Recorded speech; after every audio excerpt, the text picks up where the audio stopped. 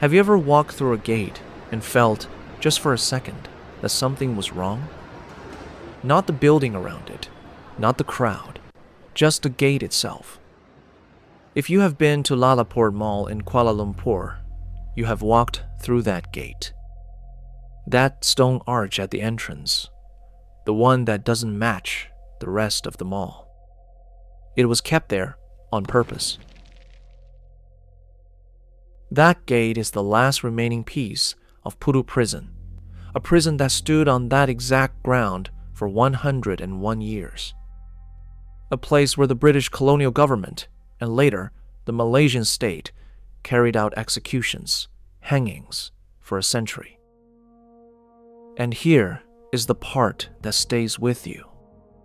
When they demolished the prison, in 2012, records showed that 151 people who died inside those walls still have classified records, their names, how they died, still not public, still today. So the next time you walk through that gate, and you will because it is just a mall entrance, ask yourself this. What exactly are you walking through? Because the ground remembers, even if the building is gone. This is the real history of Pudu Prison, and it is worse than the ghost stories. But to understand what that ground is, we need to go back, not to when it closed, further than that.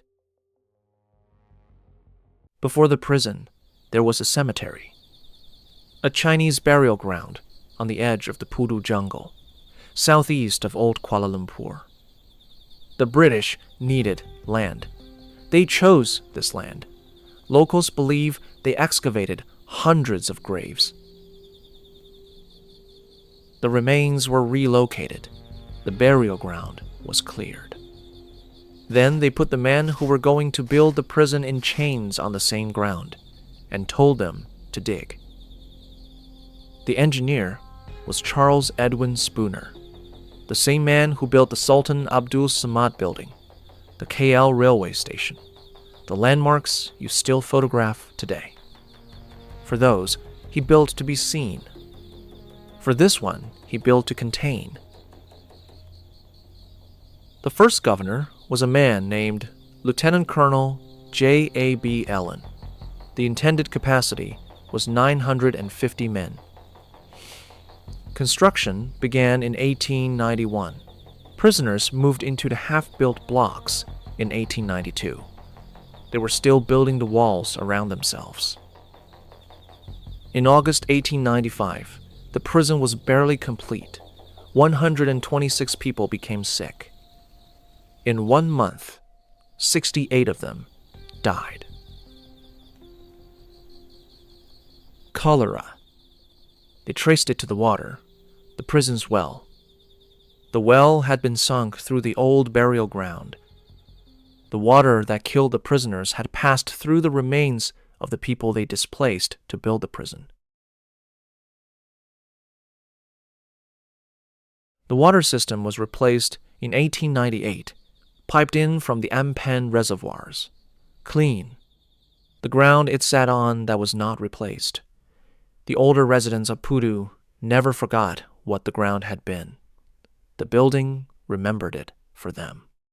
This brings us forward, into the prison itself. Picture the cell. No artificial light, one window, the size of a shoebox. Perpetually damp, the tropical heat outside, and no airflow inside. The smell of that cell was documented by every person who ever entered it. Guards, prisoners, museum, visitors, 50 years later. The same smell. Still there. The prison was built in an X shape, 4 wings meeting at a central hub. The design was deliberate. From the center, a single guard could see down every corridor simultaneously. You could never know if you were being watched. That was the point. At the far end of one wing, Block D, death row, the execution chamber. The hanging required a 2-story structure, a trapdoor on the upper floor, a lower chamber below where the body would fall, where it would be retrieved. The method was called the long drop. They calculated the prisoner's weight against the distance of the fall. The calculation was meant to break the neck instantly. It did not always work instantly. In a separate courtyard, the caning block, the rotan, a thick rattan cane, court-ordered, witnessed, documented. The building held all of it, the hangings, the beatings, the cells under one roof, in one X-shaped structure, built for 950 men. For the first 4 decades, it functioned as designed, controlled, official, colonial. Guards who worked the night rotation in Block D were documented requesting transfers. The prison administration recorded the requests. The reasons given were not recorded. Then, in January 1942, a different kind of authority arrived in Kuala Lumpur, and Pudu prison became something else entirely. When the Japanese military took Kuala Lumpur in January 1942, Pudu prison was still standing. They did not tear it down. They used it. Allied prisoners of war were held there.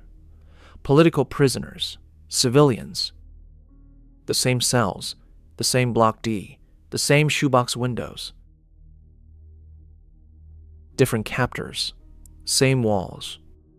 Most of the POWs were eventually moved to Changi Prison in Singapore. Some tried to escape before the transfer.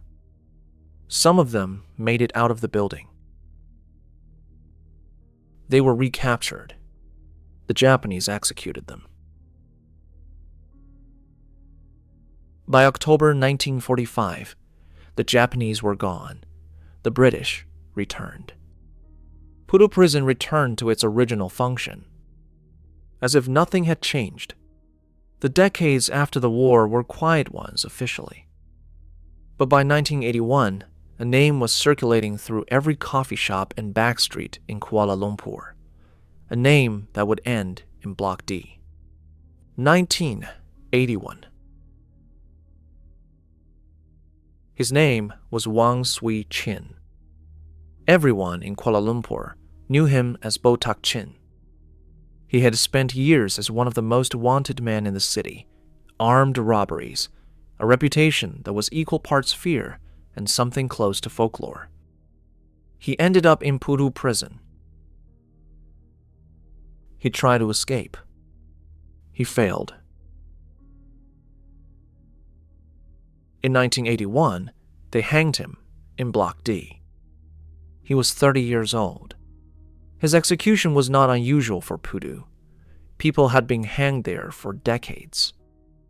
What was unusual was what happened to the walls shortly after. Someone was about to do something to this building that no one had ever done before. Not to escape it, to make it beautiful. Botak Chin was gone. The prison remained. After his execution, the guards on Block D reported what they always reported after a hanging, that the building felt different for a few days. None of them used the same word for it, but they all described the same thing. And 3 years later, an inmate named Kong Yan Chong picked up a brush and began. The outer wall of Pudu prison ran for 394 meters. In 1984, an inmate named Kong Yan Chong began painting it. Not tags, not names, not anger. Jungle, waterfalls, animals, green. The kind of landscape you would paint if you had not seen the outside world for a long time. He and other inmates used over 2,000 liters of paint. The work took years. When it was finished, the Guinness Book of World Records confirmed it, the world's longest mural. on the wall of a prison. Painted by men who could not leave, Kong Yan Chong eventually completed his sentence. He was released. He was free. He came back. As a free man, he returned to Pudu prison, voluntarily, to finish the mural. No one has ever fully explained why. He has never spoken publicly about it. While Kong was painting paradise on the outside, the inside of the prison had become something else. By 1985, there were 6,550 people inside those walls, in a building designed for 950. 1985, the same year the mural was finished.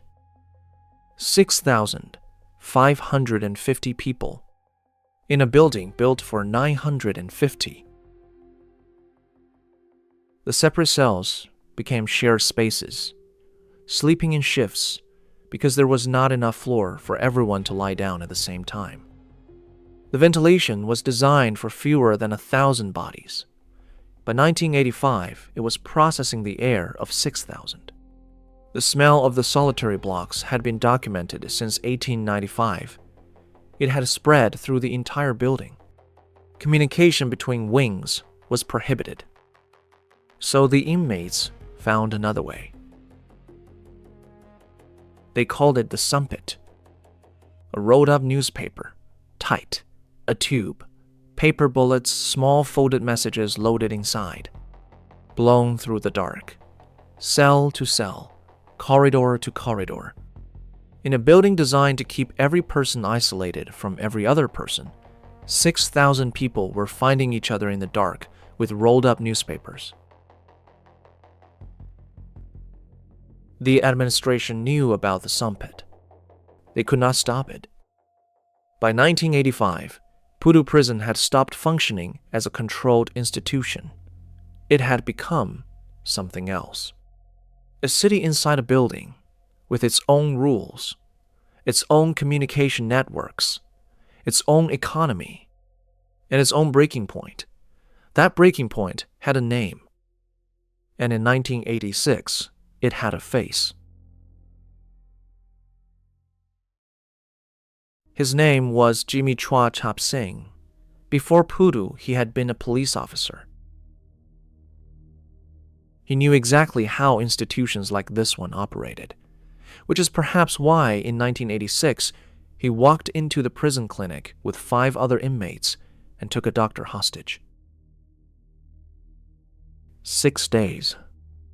For 6 days, Jimmy Chua held that clinic.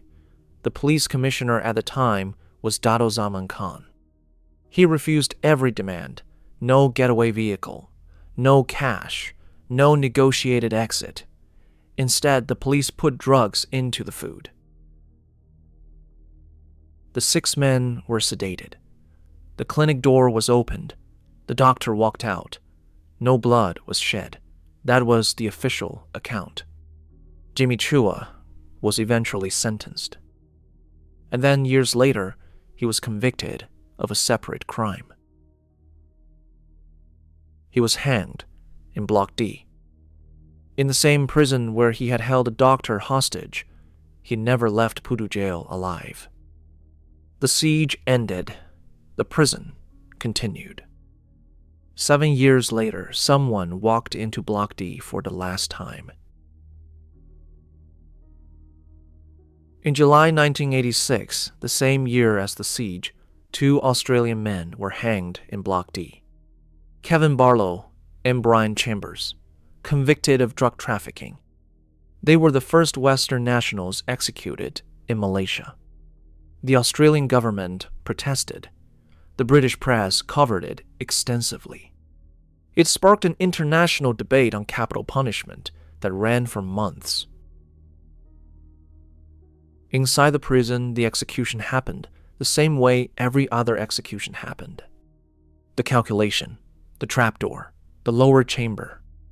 The world was watching. The building did not notice. Executions continued, after Barlow and Chambers. The last one was in 1993.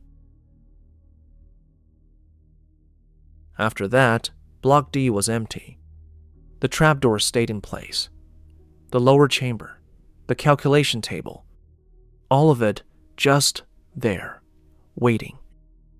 In November 1996, Pudu Jail officially closed. The last inmates were moved out. The gates were locked. But the building itself, the government, had not decided what to do with it yet. This brings us to 1996. When the government announced the demolition, a minister named Awang Arek Hussein gave a statement. He called the prison a relic of the British Empire. He said it was, quote, not something to be proud of. That was the official position. Not grief, not acknowledgement, erasure. But the people who lived near that building, the older residents of the Pudu neighborhood, understood something the minister did not say. In Malaysian belief, particularly among the Chinese community that had roots in this part of Kuala Lumpur for generations, an old structure is never just a structure.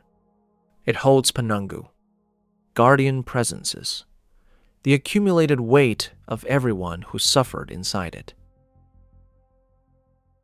And this building had been accumulating that weight since 1891. There is a concept in Chinese belief, shaqi, killing energy, released when a burial ground is disturbed without ceremony, without acknowledgement. The British disturbed 500 graves in 1891. No ceremony, no acknowledgement. 1896. Cholera, the water poisoned by the dead, is not understood by older Pudu residents as a sanitation failure. It is understood as a response. The prison was built on the dead. The prison then produced more dead for 101 years. And now a minister was saying it was time to move on. In June 2010, the machines arrived. And on the third day, something happened that the official timeline does not explain. June 2010, Day 3. The 21st of June 2010, the Eastern Wall. The machines started on the perimeter, standard demolition. On the third day, workers on the site reported that the site foreman had not returned from the interior of the grounds. He had been present at sunrise. By mid-morning, gone. They found his equipment later. His high-visibility vest, his hard hat, left at the base of the wall near the old punishment blocks, as if he had simply stepped out of them. He did not return to the site. No police report was filed. Workers on the site reported that after that day, no one would enter the corridors leading to the solitary cells once the sun went down. Several pieces of heavy machinery near the footprint of Block D experienced hydraulic failures that the site mechanics could not explain. The demolition was delayed for 3 days. The official reason given was road widening logistics. The mural came down with the eastern wall, 394 meters, the world record, the jungle and the waterfalls. Not a single panel was preserved. One item was saved from the entire site, the bathing fountain from the prison yard. It was relocated to the Malaysia Prison Museum in Bandar Hilir, Malacca. A fountain. By December 2012, everything else was gone. Almost everything. One thing remained. One thing they kept. This brings us back to the present. Before we return to the gate, there's one more thing. In 1998, the human rights organization Suaram published a report on custodial deaths in Malaysia. It documented 151 prisoners who died in remand between 1980 and 1,990. 151. Pudu Prison was the primary remand facility for Kuala Lumpur during that decade. The report noted that the Home Ministry did not distinguish between prisoners who died inside the walls and prisoners who died in hospital after being incapacitated inside the walls. The individual identities of many of those 151 people remain classified. Their autopsy reports remain classified. The building that held them is gone. The records of how they died are not public. That is the official position. Still, today, 151 people. The gate is still standing. The Bukit Bintang City Center project cost 8.7 billion ringgit. It has a Japanese lifestyle mall, a concert venue, office towers, serviced apartments, and at the entrance, the gate. The developers kept it, incorporated it into the design. Heritage, they called it. A reminder, they said. The ground beneath the mall was a cemetery for several hundred years. Then it was a prison for 101 years. Now it is a mall.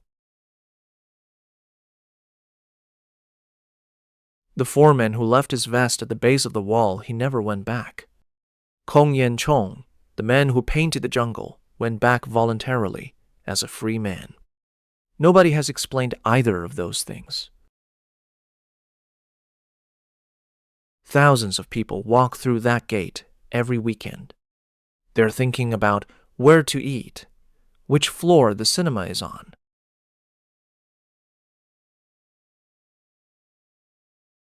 It has been holding things for a very long time.